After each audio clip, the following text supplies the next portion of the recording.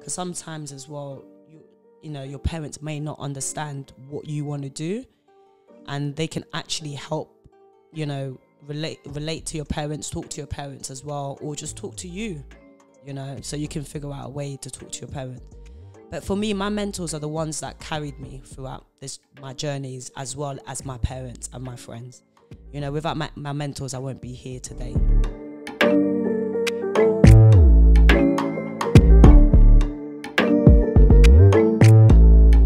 Ladies and gentlemen, welcome back to Koh-versation. What are we calling you? Josephine? Joe? What are we calling you? Joey. What do you prefer? I don't mind. I prefer, if you can use my name, my traditional name, that'd be great. But I tend to not use it because people don't know how to pronounce it. Try me. Maignomo. Maignomo. We got. Why are you surprised that I got it right? I mean, like, not everyone gets it right. They call me Maignomo. Maignomo. I know. I'm like, no, it's Maignomo, but they still call. Welcome to the show. I was gonna say Josephine. You I remember you said Maignomo. Welcome to the show. Thank you for coming. It's been a while. It has been, and I'm honored to be here. Thank you for having me here. Let's start with the hairstyle. I'm liking the hairstyle. No, I actually know, because the missus had one a while ago. Right. Well, not a while ago, a few years ago. Mr. S would tell you, but she grew it up, and I've been trying to get her to get. And I cut it as well. I literally shaved it off. Right. And I just appreciate. I think it's powerful. The reason I cut it, I'm gonna be honest, is two things. First of all, is my edges. Yeah. I'm having problems with my edges. My edges stopped growing because I used to relax my hair. So my hair was very curly. I relaxed it straight so it can be straight. And then from there, it damaged my edges. So it didn't really grow back properly. And the second reason, and by the way, watch good hair. That's why. If you watch good hair, you will stop relaxing your hair as well.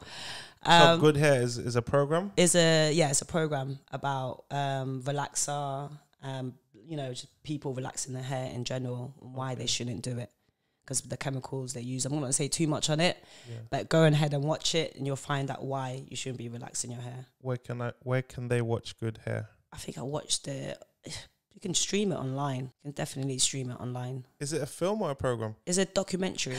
Is that the one with like Queen Latifah and... Or is that I'm thinking of a different one? No. It was just literally a documentary about good hair. So this is more for black people women. of color. Yes. Please don't relax your hair. Honestly, too much. Even men are starting to relax their hair. They've started to, which is true. They've started to. It's crazy. And even like men are wearing wigs now as well.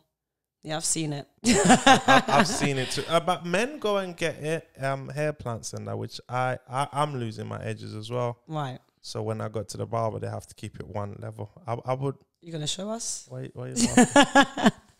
should we see this? No, literally. Look. I don't see you losing hair. Oh, I see. He's a little bit thinner. Yeah. I see it. But you can use this products that you can use to help. I've tried everything. Really? Yeah. Do you know what is for men? I'll tell you what, for men, the ball patch is coming. Yeah. It's a heartbreaking moment for men. It's those hats you're wearing, mate. That's why I started wearing the hats. Oh, that's why you started. Why is he laughing? I don't know. He seems like he's got a lot of hair. So that's why he's laughing. That's why he's laughing. Yeah, no. So the other reason why I cut my hair is because I kept telling myself that I'm going to cut my hair when I have children. I said 23, and I went to 27. And I was just like, it's a lot of energy to hold. Like, you know, your children will come when they come. You don't need to put, you know, like if you want to cut your hair. Yeah. Yeah, don't put too much energy on it. So. And I think that's what I like about it, because a lot of, even Andrini, saw her, the lady that came, she cut it. It just like, you're just free, do as you wish.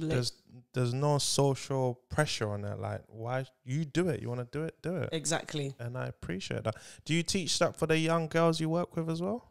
Well, the thing is, I teach them to be empowered in themselves, like to feel like they're enough, you know, with whatever they do. Especially that I'm working with a lot of young girls as well, and through my coaching, it's just about empowering themselves, you know, and finding that inner strength within yourself, and and have a voice, You know, a lot of people are very quiet, and that's what basketball does. You know, it brings that communication as well, allows you to communicate, you know, when you feel like things are not right, you know, because a lot of people, I used to be the one as well. I never used to share my thoughts, you know, I used to hold them back until I found myself, you know, and that was only when I went to Tanzania in 2009, where I was like, wow, okay, people are like me, you know.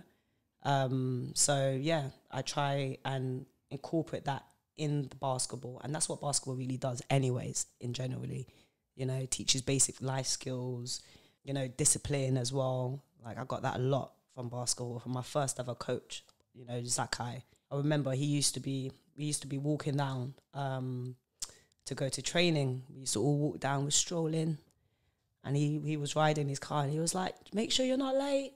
We're like, oh, sugar. We started running so we can try and be there before him. He's clearly in the car. But if anyone was 1 minute late to that session, we're running. I used to play basketball, and that's the part I didn't enjoy the most, the suicides. Oh, yes. On court, like half, and the coach used to do half courts as well. Imagine, it's only half courts. So he tricked us. We think, we're just doing half courts, but we just put in the work. Right. Back. I'm like, I hated. You did midi suicides. There you go, ladies. That's why she's the coach. I'm not the coach. I hated them, but I was quite good. Yeah. I was point guard. That was point guard. PG, yes, yes. I was quite good. I was I had Yeah, the PG has a big role, you know. I'm a big person. Well, you carried the team. I was vocal. That's it. Communication. I was vocal and I hate losing. Okay. As I've got older, I've learned to be a good loser. Okay. I hate losing, and when I love sport. So when I'm on any form of sport, basketball, football, badminton, tennis, any form of sport, even rugby. I played rugby 4 times, never again. That's what I hate. That's what I hate. Okay. I hate losing. So when I get on that pitch or court, whatever it is, I give 120%. Right. And if you're my team and you're not giving 120%, we got problems. Yeah. Like that makes sense because that's like the PG's role. You know, they need to be able to communicate and carry by a team, but also lead by example. So if you had that, you know, that fight that you didn't like to lose, that means the whole team will have that too. Yeah, I had it before I even knew I had it, ladies and gentlemen. There you go. There you have it. So do you only coach women? Yeah, it's been mixed. It's been mixed. Now it's actually I'm actually coaching boys at the moment. I've actually gone college. Okay. Yeah, so I've actually got a new gig where I'm coaching at my old college where I learned most of the things that I know about basketball, you know? So it's been like a full circle, literally back to where I pretty much started playing. What's that like? It's amazing. It was an honor to be back for sure. It was definitely an honor to be back on the court and also to be able to do that with one of the girls that I used to play with. We literally went back together as coaches, and now we're coaching these young boys and girls as well. It's just so rewarding. Is there a difference in coaching girls and boys? To be fair, there is a difference. There is a difference because there's difference with skill levels, and sometimes like the boys are a bit more aggressive with it, but then when we were playing, we were a lot more aggressive with it. So it's like times have changed. You know, before, like, it was both, like, Hackney girls, but we were both aggressive. We used to play each other. Yeah, of course, the boys beat us, but there was a couple of games where we used to beat the boys too, you know, and just because we used to communicate and talk a lot. So you are implying that boys or men don't communicate or talk a lot? You know, that's a fact. I can't argue that. I can't argue that. I think that's one of our problems as men. We don't speak. We just hold it in and we expect he should know, or it's a pride thing. Right. Oh, I'm tough, so I don't want to be seen as weak. So does that get transferred on a pitch when you on a court? Sorry, when you. Well, the thing is with basketball, we don't really like. You should be talking regardless, and that's probably what you might see difference with athletes than people that are just on the streets, if that makes sense. like you'll see athletes, they will communicate a lot more. This is something that I'm saying. If I look at it, I'm like, yeah, they will be able to communicate a lot more effectively and share their thoughts a bit more. Let's go back before we come forward. Take us back when you started off playing basketball, as you said, when you was learning. What was that like for a female? Was it scary? Was it not scary? Because I used to teach, and I started off teaching in PE. I was a PE teacher. And teaching PE to females was the worst at that time. Mm-hmm. Lack of motivation. Didn't want to do it. Right. They just wanted to gossip. And she had a few who wanted to take part of the sport, but as a whole in general, just weren't interested. What was that like for you as a student of the game?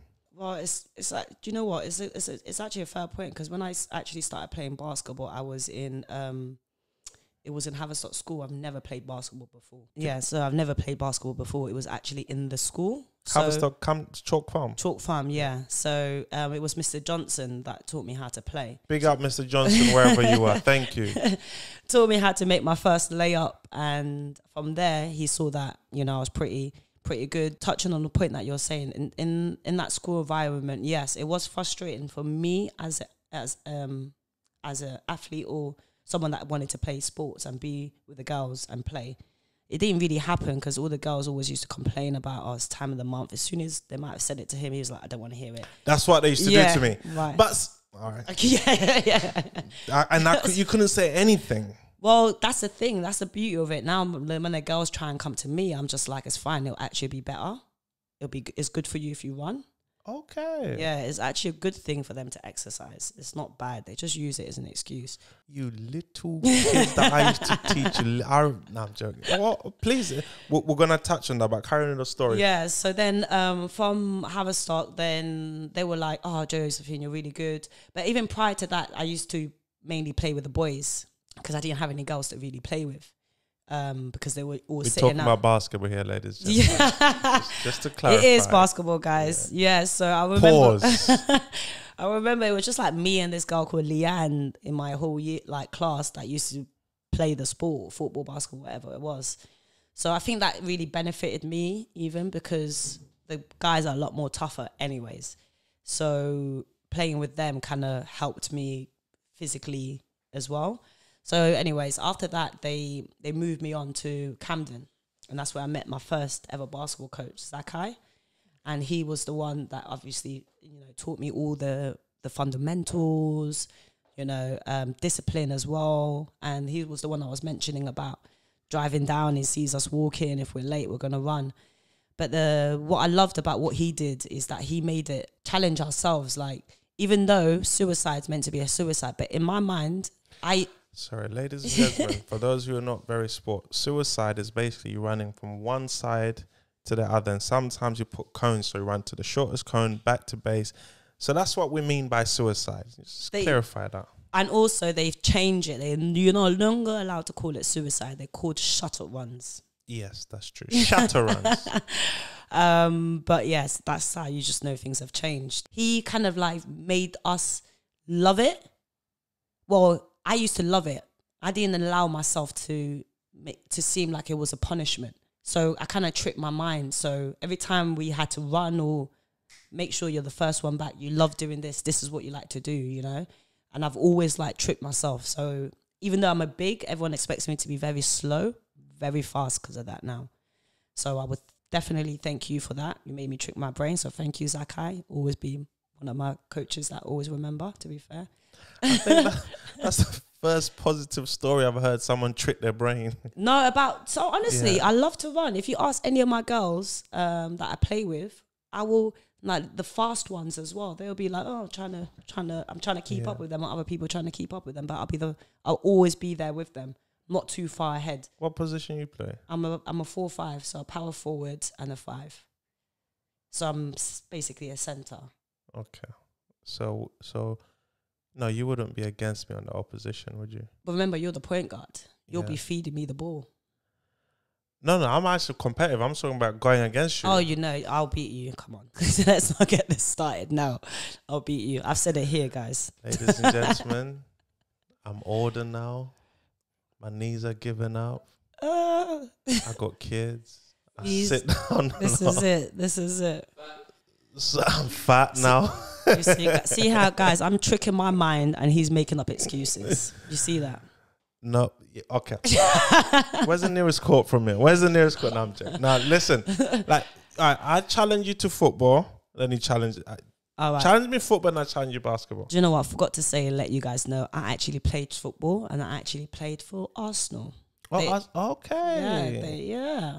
When I was young, before I discovered basketball, but then I fell in love with basketball. So what do you think? We always argue about this. What do you think is harder, basketball or football? I say basketball's harder. And I would say you're correct. But this is what I always say to people. I asked them first, what's the most fastest sport in the whole world? Basketball. No, close. Basketball is the second fastest and ice hockey is first. Oh, is it? Yeah, so it's continuous. Yeah, it's non-stop. Basketball is definitely harder than football, for sure. 100%, because on a football pitch, I can hide. Yeah. What I mean is that Jason can have the ball, he's doing this, I'm just watching. Basketball, you have nowhere to hide. Nowhere at all. You're going, you're coming. So I always tell him that basketball's harder, but he never listens to me. He just needs to get on the court and then he'll know for sure. No, you won't see him.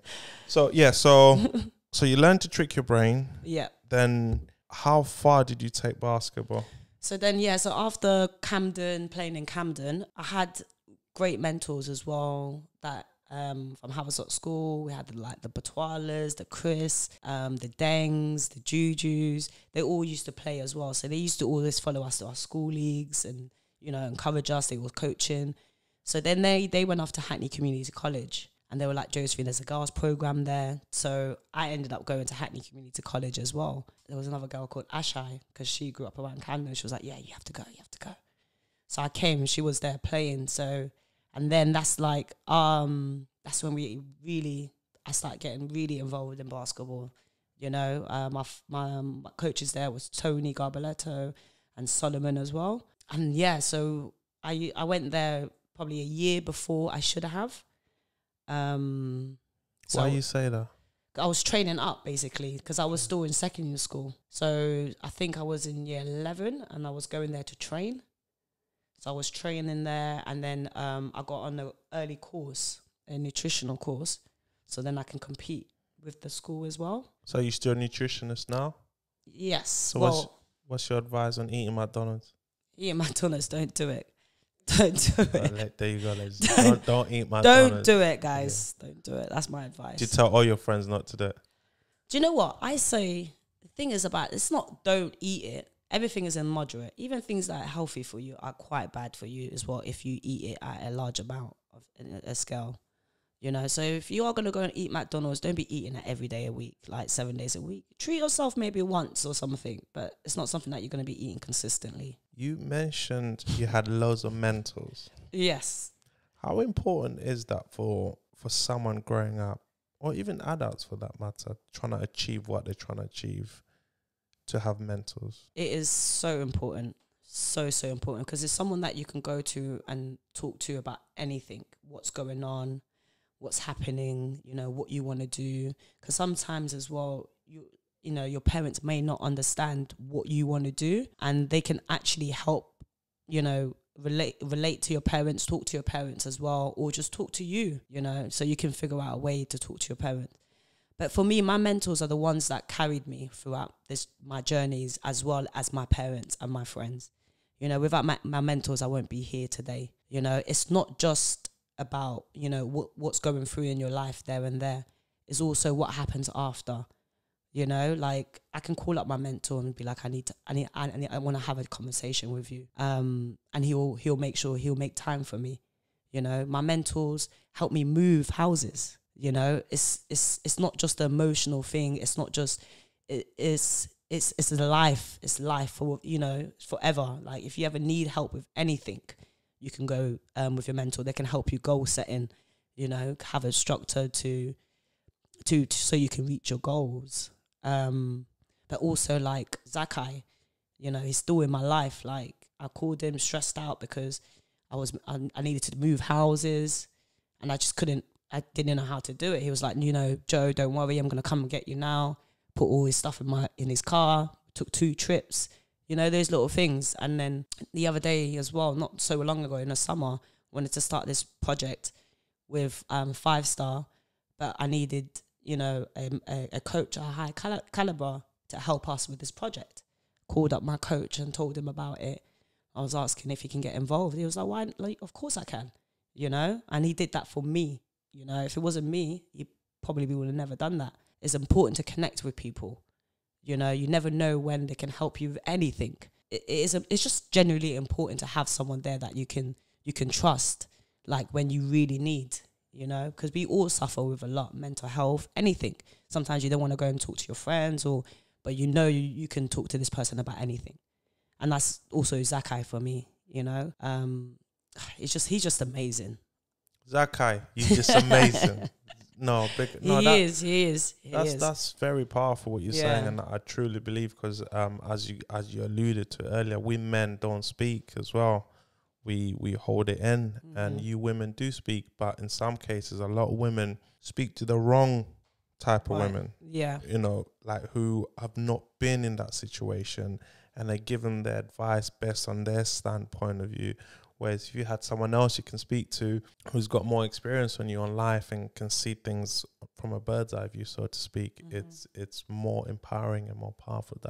I appreciate that, and we thank you for that. So with you then, we fast forward. What made you decide to go into coaching? So I'm assuming this way said, okay, I want to give back now. Right. What made you do that? Well, this is it. Like, if it wasn't for all my coaches, teachers, you know, mentors that had the time for me and focused on me, I won't be where I am today. So, like, that's one of the reasons that I wanted to give back. Like, I remember in school, GCSEs, I wanted to study. Everyone was like, Josephine's going to do PE GCSEs. Josephine did not understand science at all. You know, I knew I was going to fail. I just knew. I knew I loved drama, but no one expected me to do drama. You see the peer pressure again. But again, the sports allowed me to have my voice. And my teacher was like, what is it that you want to do then? I was like, I want to do drama. She was like, then do drama. So I did drama. But what I loved about what Miss Witchcool did, she then she got this program, the Junior Sports Leadership Award, so that the PGCSEs can do it, and a Community Leadership Award. But she made sure that I got involved in it too. So I still had sports, if that makes sense. And if it wasn't for that, I probably wouldn't be coaching, because that was the first step of me getting my coaching certificates and stuff. And then from that, what they then did was the outreach schools, because we had to practice it to get our certificate. And then from when the outreach schools, the schools came down, we coached them. The school was like, actually, we like this. We want you to be our coach. So the school then actually... Oh, you're that good, right?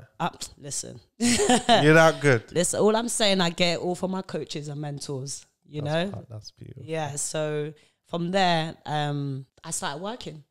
The school, Haverstock School, started paying me £15 an hour to coach. And Haverstock School, you got any vacancies? £15 an hour to coach. That's good money at that time. Well, the thing is, that's when, like, growing up, it actually made me value myself more and more within what I do. So I always went back and look at that, you know, at certain things. And that's what, you know, that's getting me striving more and more every day, just because of what she did for me. You know, she didn't have to go out of it. That's extra paperwork. That's extra stuff. You know, she didn't have to do that. But from that conversation that I had with her, and because she can see that, you know, I was struggling to make my decision, so she reached out. And if that never happened, I probably would have done PE GCSE, because I felt in the peer pressure, because everyone expected me to do it and not have got good grades. And in drama, I got a B. Happy. Right. Yeah. I did PE GCSE, got a B. You got a B? Okay, yeah. Well, that wouldn't be me. I didn't understand science, guys. No, back then it was easier, actually, because it was more sport heavy, like more practical heavy. Right, okay. Whereas now it's more theoretical heavy. Right. As opposed to practical, but it's all changed. Let me flip there. Let's go back a bit. Was you a good student? I asked that to say this because we talk about being a mentor, and we talk about a lot of people doing so much for you. Was you a good student? To be funny, I was actually, I would say I was a great student, but I know that, but I actually suffered with dyslexic in school. So also for me, that was like, when I was bad, it's because the teacher tried to call me out, you know, then I would flip. Defensive. Yeah, so that's what I used to, that's how I used to be. Prior to that, I used to obviously trick them, you know. I used to read everything before, like, they didn't really know. So they didn't understand. 1 minute she gets it, next minute she don't, the next minute she misbehaves. And that was because they just tried to call me out, and I was always defending myself. And teachers weren't aware that you had dyslexia? Not all of them, no. Yeah, I went through the same thing, and but I didn't know I had dyslexia. No. When I found out I had it, I said, everyone knew, but I said, I'm still going to work twice as hard. This is it. Just to compete with everyone else. But it's actually the reverse. I say this because as a teacher, when I used to teach, some students were really good students. And I found that those students, a lot of teachers will go over and beyond for them. And the really bad, annoying I gave my best, but if I can be honest, I always went that extra mile for the students who were good. So I'm only saying that, it's important because we always look at teachers. Oh, he's a good teacher. She's a bad teacher. She's too kind. She's not nice. Student also need to play a part. I believe as a student, if you are good to teachers, because the relationship starts from there. You think you're only there from year 7 to year 11 and college, but it goes beyond, as you said. You know, you can phone people, I need help with this. My first job as a teacher was at the school that I used to go to. Yeah. And if I was a bad student, that would have never happened. So really?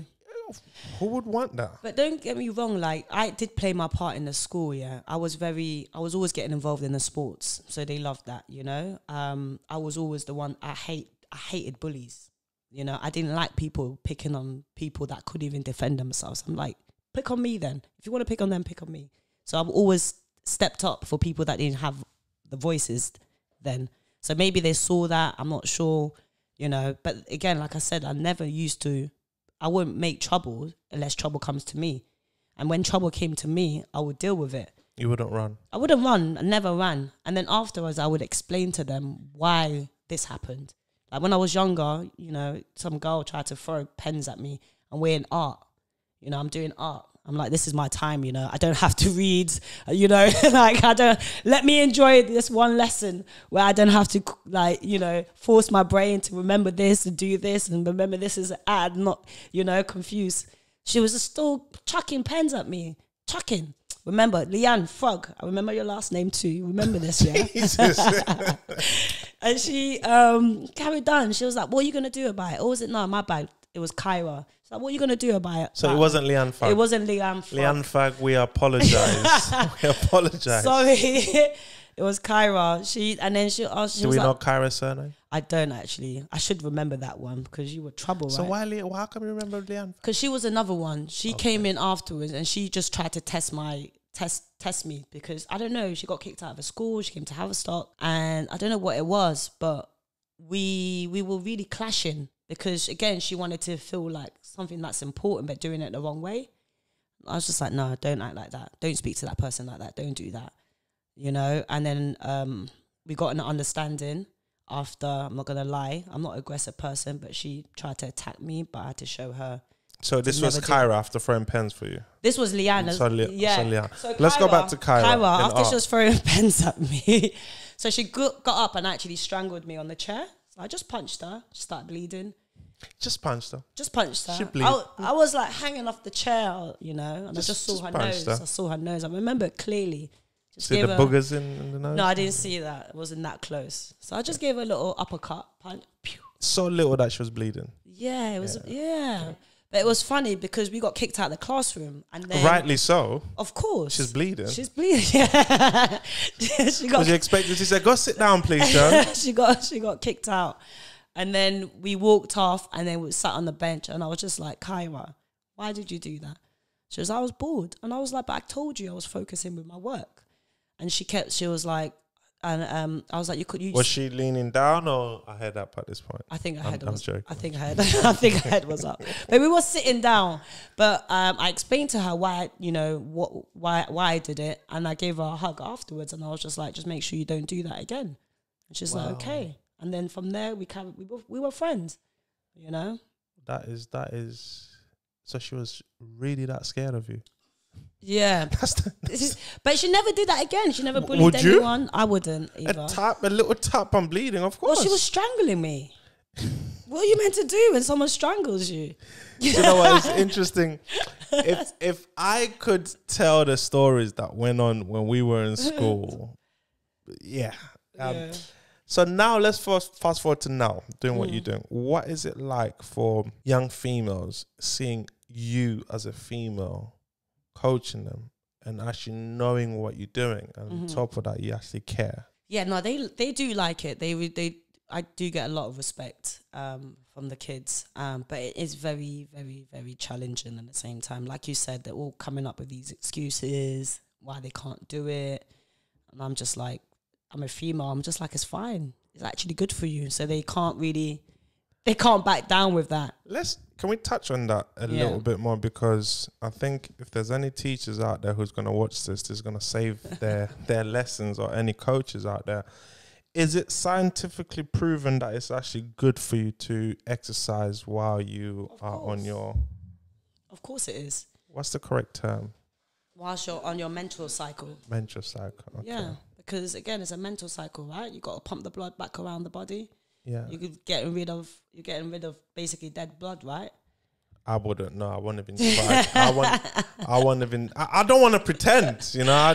Well, that's it. That's what it is. I should know. I got daughters. What it is also, instead of the blood being thick, it will thinnen it. So it'll be easier. So you won't be feeling any cramps. So let's go back to why it's important to exercise. Sorry, ladies and gentlemen, you know. You asked. I'm giving the details. He asked. So, and this is the thing, is why is it so embarrassing to talk about these things? That's a good point. You know? That's a good point. Why? Because that's probably why also you was like, I don't want to hear it. Like, Mr. Johnson, I'm sorry.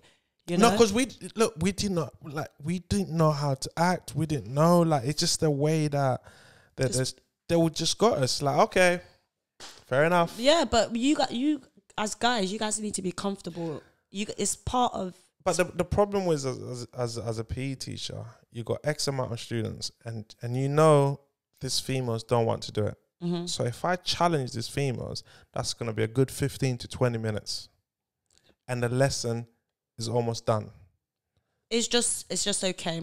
Thank you for letting me know. Just make sure you got a female teacher next to you. Or you have to protect yourself. Yeah, no, that's a good point. You have to protect yourself. That's a good and you know what? You said it. That's why male teachers will probably just move away. Yeah. It's a form of protection. Mate, you know possibly, what? Yeah. The less I know, the less I challenge. Right. It's fine. Possibly. But now I'm going to look into this, see how, because we've got, anyway. Yeah. That's something good. So, yeah. So, going back now, they respect you, they like you, they appreciate you. Yeah. And it's just nice. Like, I remember doing coaching for Maygrove Peace Park, the community centre. Yes. Do you know Ashton? No, I haven't met him. You haven't met Ashton? No, I haven't. I'm going to make sure before you leave here, you have Ashton's number. Okay, amazing. Yeah. Amazing. Because there was a woman, Jo, that was doing some work, and she was just like, there's a girl that's always like getting involved, and like she never has female coaches. And it'll be great for you to come down and coach. And like, yeah, when I did come down, I met her, introduced myself. And yeah, she just, it's just good to see someone that does what you want to do, to make it seem like actually I can do this, like a role model pretty much. Like, you know, I remember we used to work at, I used to do road shows at Hackney, and we used to go around all the schools around Hackney, communities, the borough of Hackney. And we used to go there with, I think it was probably it was called Hoops for Health at the time. So we used to do, there was like mainly all guys that used to go and represent like basketball and talk about their journeys and stuff. And they never had a female, so they asked me to come along. Obviously, by then I was playing National League and we were winning everything. Thanks to you. thanks to me and my teammates and the coach. Look at that! Look at that! Yes, but so, and like for us just going up there and standing up and sharing our stories, it allows girls also to be like, I can be that person, because all the time is always dominated by men, and it's very hard for them to believe in themselves. Being a female coach, I do genuinely enjoy doing it, and also having all the achievements that I have behind my belt and that I can talk about and share, and share to the kids. They also like to hear that, and it gives them a dream of what they want to do as well, because sometimes, especially us, the black community, being in sports, it's like, you're not going to go to university to study sports. You're going to be a doctor or a nurse, or, like, it's not sports, is it? But like, if you can show that to the world, even to our community, that us females, we can do that, why not? Who run the world? Girls. I do want to say it, but we can run the world. Great. I'm not saying that you men can't do it, but...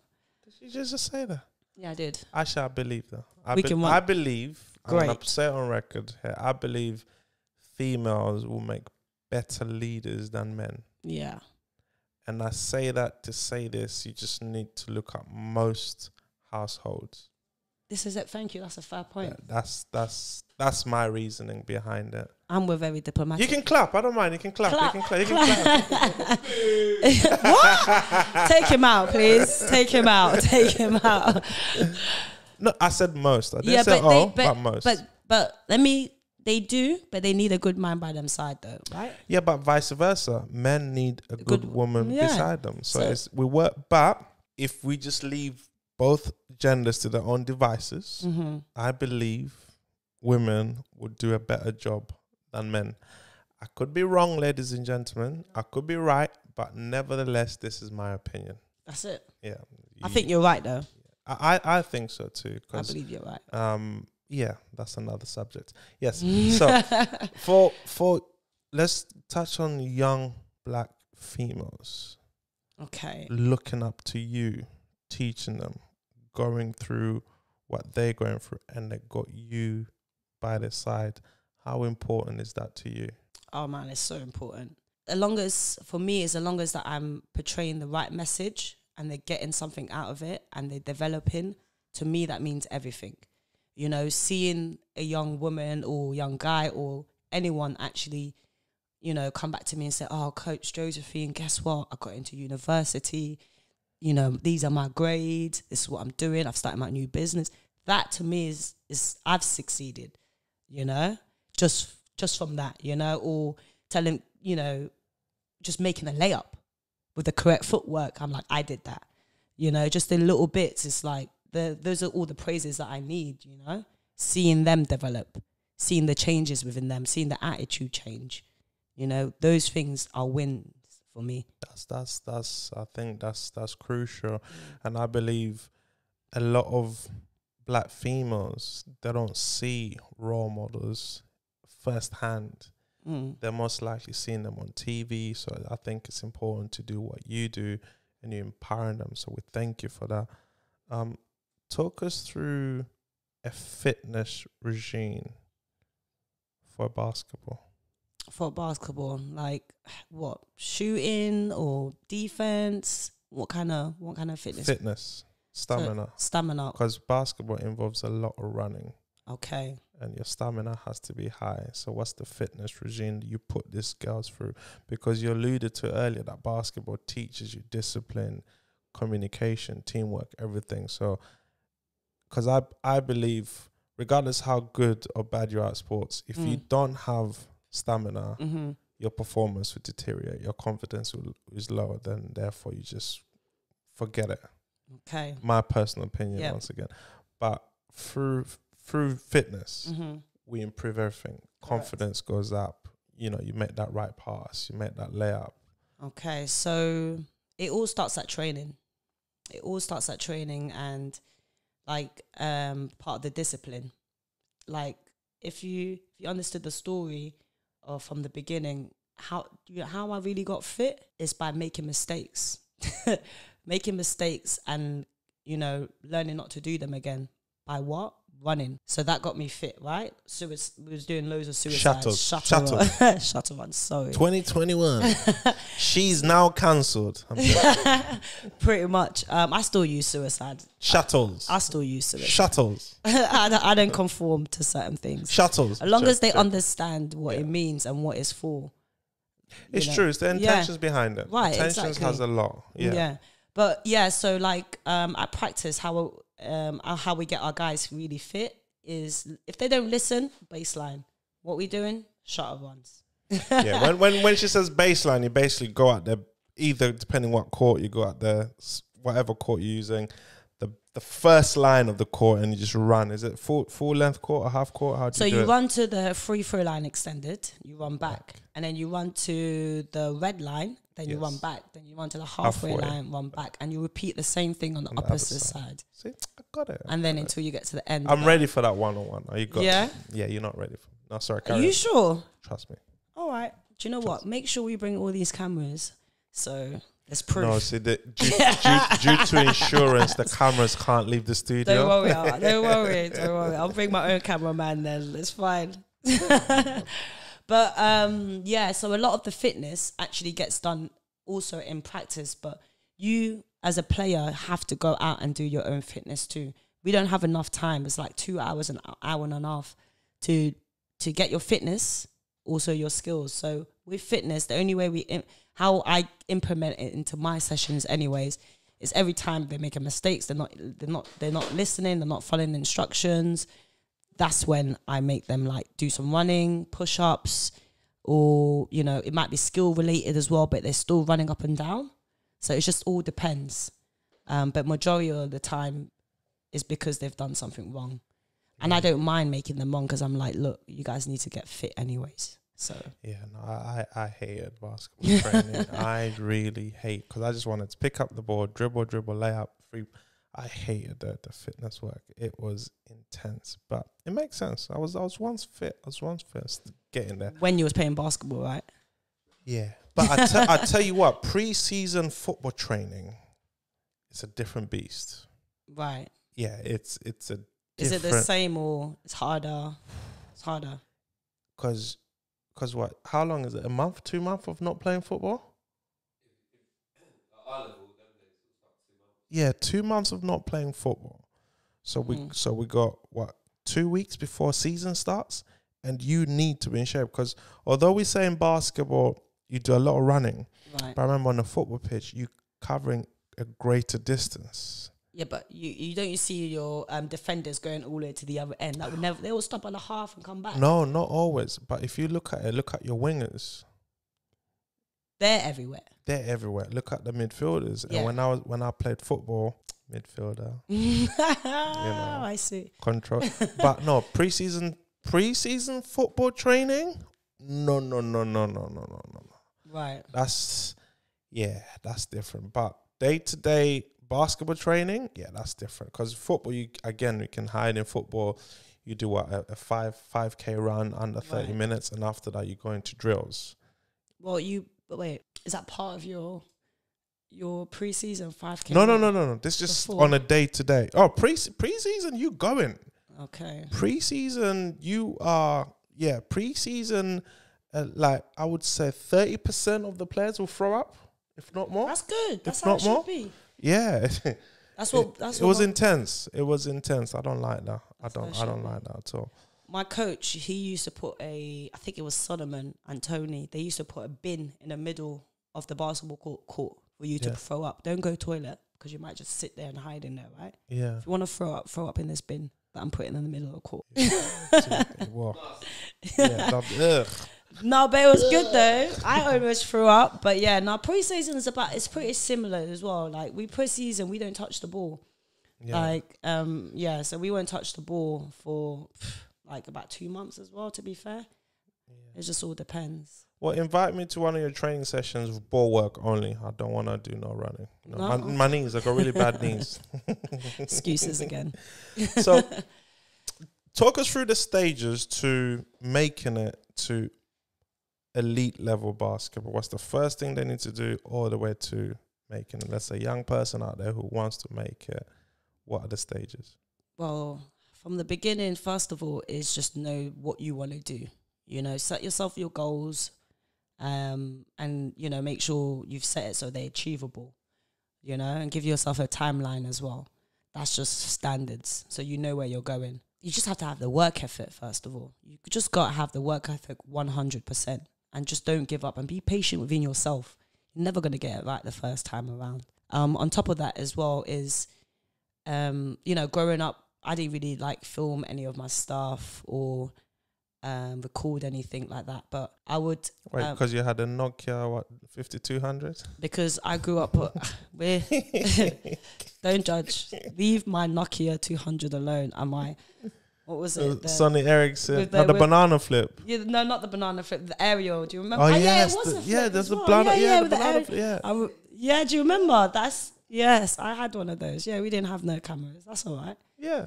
You know, it's funny because that's what we talk about now. And we were just like, this is the other thing why I've gone back. But anyways, let me just answer your question. So, and also don't rely on anybody to do the hard work for you. Don't rely on anyone to say they're going to get you here, there. It's about you. If you want to go somewhere, email them, chase them. You know, you want to go to school in a state, email the school. Ask them, what will it take for me to be here? You know, and stay in contact. You know, do everything they've said or what they've asked them as much as you're doing your hard work here as well. You know, but also play. Keep playing. We used to play all the time, every day. We train at Hackney. From Hackney, we go to Crystal Palace. We'd be training, you know. And if there was another session, we probably would be going there too. So we was constantly training, eating well. And yeah, just always competing any chance that we can get, you know. So like that's what got me to where I've been, and everything else kind of comes, to be fair. If you're that good, people will want you to go and play for them. But don't rely on that too, because not everyone is not everyone is me, Ajay. But no, genuinely, but you know, you gotta put yourself out there, you know, and also you gotta be kind to people. You got to be kind to people. You can't think you're the best and have this stink attitude. No one will want you. Who wants to coach someone? Okay, I see. You might see on all these professional players that might have attitude. Sometimes you want to be like them. Nowadays, that's not going to get you anywhere. It would not at all, you know? So just be kind, you know, respect people and just work hard and go and get it yourself. Don't rely on anyone. That's the advice that I'll give. Wow, ladies and gentlemen, I'm coming for mine. Yeah. What advice would you give parents out there to help their kids to find their way? Because I ask this because a lot of times you find we focus on the kid. We tell the kid, don't do this, do that. But we as parents also got a part to play. But the difference is, most parents, we're so caught up in our adult life. We kind of don't understand what the kids are going through. So what advice would you give to parents? It's tough. It's tough. The advice that I would give to parents is just to be more just to understand your child more. You know, I'm not saying be their friend, but if you can be their friend, you can understand them a lot more, you know, because obviously you're a parent. You can't be your children's friends, but you want to be able to talk to your parents about anything. And sometimes they don't really allow that. That's one thing I would say. And also a parent should really, and they should also try and connect with the activities that the children's do. So if they go in basketball, connect with the coach, because you will learn so much about your child outside of the house through your coach. You would find out things that you would never, you know, and then just from them having that understanding, you'll probably get brought closer with your child, kind of thing, because they kind of see that you're going out the way to be at the places that they enjoy. And again, it's just patience, really. I'm not yet a mother, so it's tough. It is tough. I'm not a mother neither. I can tell, because you're a father, right? Yes. Why are you laughing? Why are you disappointed that I'm not a mother? No, we like this here sometimes. No, that is strong. Some good advice, because I think a lot of pressure gets put on kids, on young adults, and some of them crumble, as you alluded to. They don't have the right guidance. They don't have the right role models. They have no outlet. So you found your outlet. Your outlet was sport, football, then led into basketball. A lot of kids don't have that outlet. Right. And to be fair, my mum and my dad were really supportive. It's like, as long as I was at sports, the rule was come home, and then you come home, do your work, get changed, and then you can pretty much do what you want. As long as you were at sport, you know, you had to be doing basketball, football, or something. If I wasn't, you know, I hope my mum doesn't watch this. Yes. Half of the time, Mum, she was not at sport. I was, but that was my way of like being out and socializing with my team, because sometimes, you know, parents, like, they didn't really like it unless you was at sports. Does that make sense? They didn't like you being out. Oh, you had that one friend who said, Mum, I'm at such and such house. It's okay. You can Look, you're trying to get me in trouble here. Not quite that, but I was able to get involved with like team outings because it was my sporting group. Allowed to stay out longer because I was with my sporting team, you know, and which was quite nice. Thank you. Any regrets throughout your whole career? Anything you would have changed? Perhaps you would have preferred being an Arsenal player throughout, no. or gone into teaching. No, I don't actually have any regrets. You know, like my father taught me tough love from a young age, because I actually won a trip to go to Maine, to go to America and go to a school and get hosted by this lovely family that had wonderful staff, basketball court. The girl went to a basketball academy as well, and I was going to go to that school. But my dad, what did he do? He was like, you fill out the form, the visa form, because I had to get a visa to go to America, because I'm Cameroon, right? That's still the case for everyone, by the way, just to let you know. Right, okay. Just. Well, exactly. Well, or I don't know, because I just been getting visas all my life. But I had to fill out this form. My dad works for the Cameroon High Commission, so I was like, you know, Dad, how do I do this? He's like, don't you know how to read? I paid for your school. I paid for your school. So you hid your dyslexia from your parents as well? It was actually bad, because when I was in primary school and I came back, this is how it all formed, because I used to live in Nigeria and I came back here.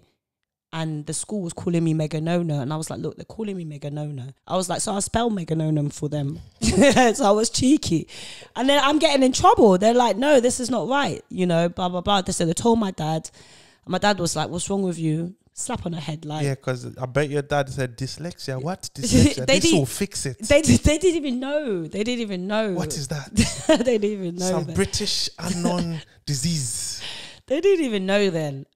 So I was going back and forward, like, she doesn't know this, she doesn't know this. I had to kind of like switch off. There was a time when something just switched, because I'm spelling my name right. They're saying that's not how you spell it. And then they're calling me Maignomo. I'm telling them, no, it's Maignomo.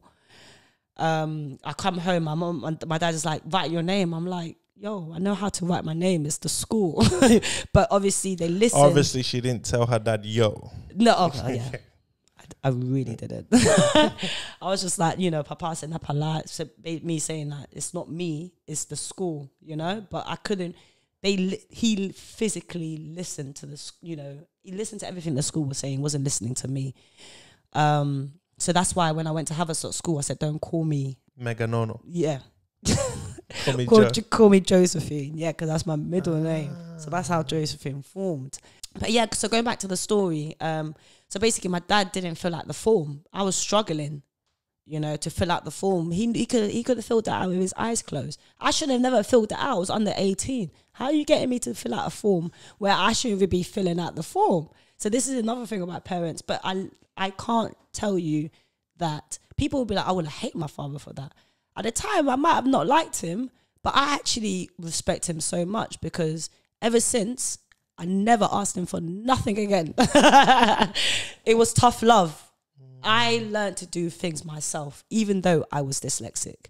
You know, I learned to do things myself, and not just myself, but with the teachers that helped me as well. Like Miss Neil, she discovered it when I was at Haverstock School. Shout out Miss Neil from Haverstock School. Yeah, she literally ran up to me. It was like, Josephine, you're okay. You just have dyslexic. It's fine. So yeah, since then. So when you say, do you have any regrets? There might have been times where I felt like I did, but no, I've taken all my tools, like every negative, and I've made it into a positive, pretty much. That is amazing. Thank you. So we're almost at the end. So what I do in the show is I don't close the show. Mm-hmm. You close the show. That is your camera. Mm-hmm. Close it however you want. If you wanna do some air dribbling, some air free throw, you wanna sing, dance, advice, whatever. Okay. So this is where I do it now. Right this second. Take your time. Well, all I want to say is just always speak your truth. Be true to yourself, and everyone around you will be truthful too. Wow, that's powerful. But some people do lie, but it doesn't matter. Just be truthful to yourself. Ladies and gentlemen, I've been your guest, Francis Koh, and Miss Josephine's been the host. Thank you for coming. Until next time, love, peace, and happiness. Thank you.